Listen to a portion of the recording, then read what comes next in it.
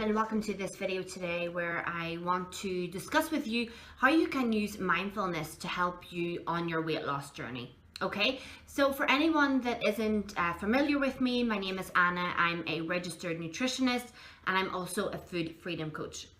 And I help and support women who are very busy with their careers and they want to lose weight in a way that is healthy and sustainable.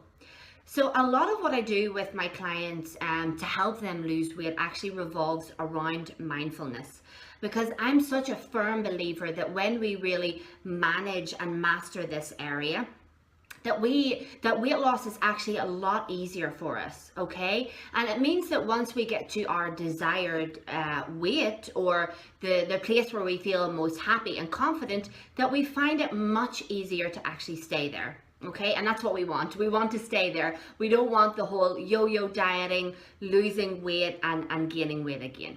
Okay, so what is mindfulness? Mindfulness occurs when we are in touch with our body's own internal signals. So this could be our hunger, our fullness, our satisfaction. And it means that we use these signals to successfully manage our eating habits and our weight. So a lot of traditional fad diets or restrictive dieting will actually often tell you to go against your body's signals. So they may, tell you to ignore your hunger. They may tell you to not eat what you want. And they really encourage you to go against how your body actually feels. And that's not how we're built. And of course, that's why the fad diets are most of the time never really successful in the long term, because they're making you go against your own body. Okay, so trust me, there is a real kinder, gentle way to have a healthy weight and a healthy body. So I want to share these tips with you today to help you become more of a mindful eater, which of course in turn can help you manage your weight in a better way. Okay, so number one is you want to give eating your full attention, and preferably sit down if you can. Okay, so eating on the go or rushing when you're eating, it makes it so much easier for you to overconsume. So you're more than likely to eat more than what you need. So I always advise people to give eating full attention. Now I know this can be difficult, but just try your best most of the time, and you'll find that this will really help you. Number two is to eat slowly. So people that eat very fast will find it very difficult to recognize when they've had enough. In fact, they'll only be able to recognize when they've got to that place of feeling extremely full. Okay, so when you eat slow, you're able to identify in a much better way when you've actually had enough. Okay, so you're giving the food time to go through your body. And then it means that you're able to identify, when you've had enough and you can stop, instead of eating very fast. And then the next thing you know, you've overconsumed and you're feeling completely stuffed and you've ate more than you actually needed. Okay, so just give it time. And it should be enjoyed. It's not something that has to be rushed. Okay. Number three is that you want to check in with your body's fullness signals throughout the meal. Okay. So what this means is when you're eating, you want to check in a few times to see how you're feeling. Are you feeling full yet? Do you need a little bit more? Just check in and see what your body's telling you, because then you're actually able to identify when you've had enough. Because often when we ignore these signals, we tend to eat more. So just check in on your fullness signals throughout the meal. Okay, and number four, of course, leading on from checking into the fullness signals is learning when to stop when you know you've had enough. Now this can be particularly difficult for people, especially if there's food still left on your plate. We have this perception, or we feel like it's good to eat everything that's on our plate, but it's actually very important to listen to your own body and eat what it actually needs.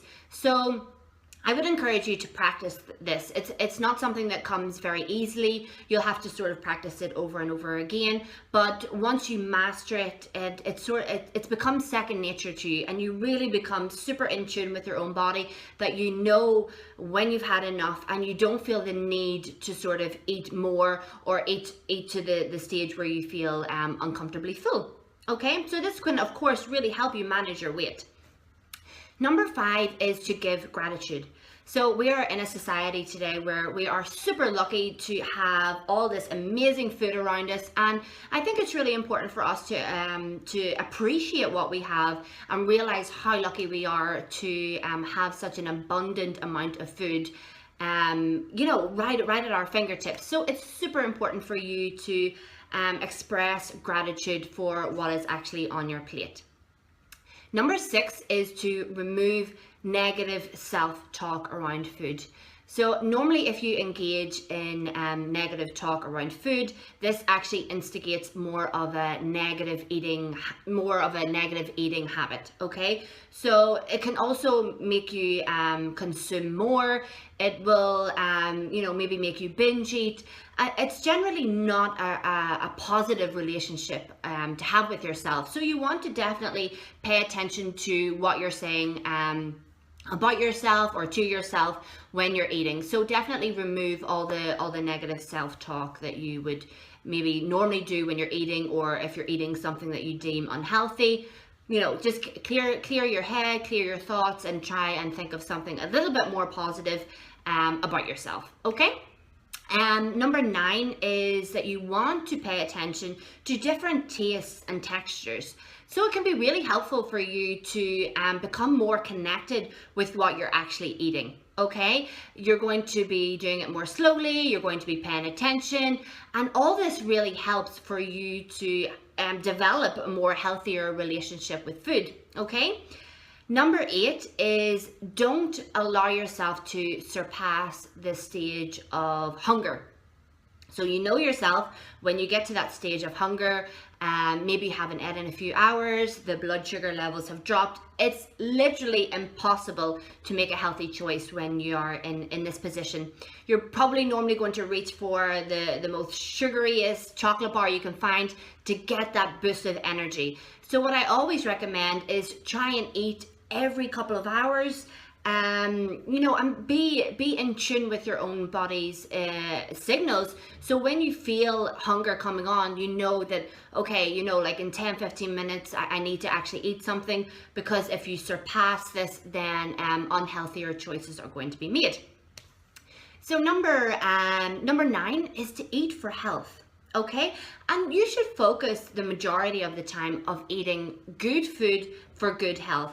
Now, I'm not saying that you have to eat perfect all the time. I don't think anybody has to, but I think you should definitely focus on eating for your health, to feel good. We need nutrients in order to work, and the daily stresses that we have every day means that our body is put under a lot of pressure, so we need to make sure that we're fueling it the best way possible. Okay, so you want to just make sure that the majority of the time you're putting the best food that you can into your body. Okay, and number 10 is removing guilty feelings around food, and this was actually something I struggle with a lot myself previously.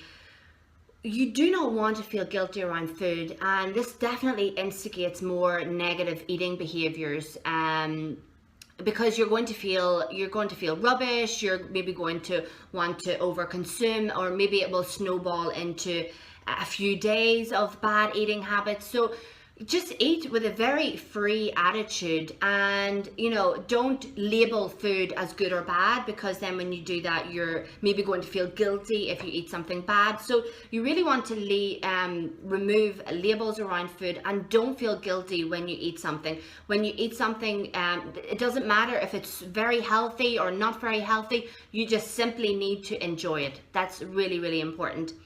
So that's the 10 tips I wanted to share with you today. I hope you find them useful. You know, I do believe that there is such a kinder and more gentle way for you to lose weight, and becoming more mindful can definitely help you in the long term, so you can actually lose weight and you can stay there. You can really manage your weight, and that's what we want. We don't want to be, you know, the yo-yo dieting and going backwards and forwards. So I hope that was useful. You know, if you want to ask me any questions, you can leave any comments under the videos, or you can email me at info@annisnutrition. I'm always, you know, here to help. So I will see you soon in another video.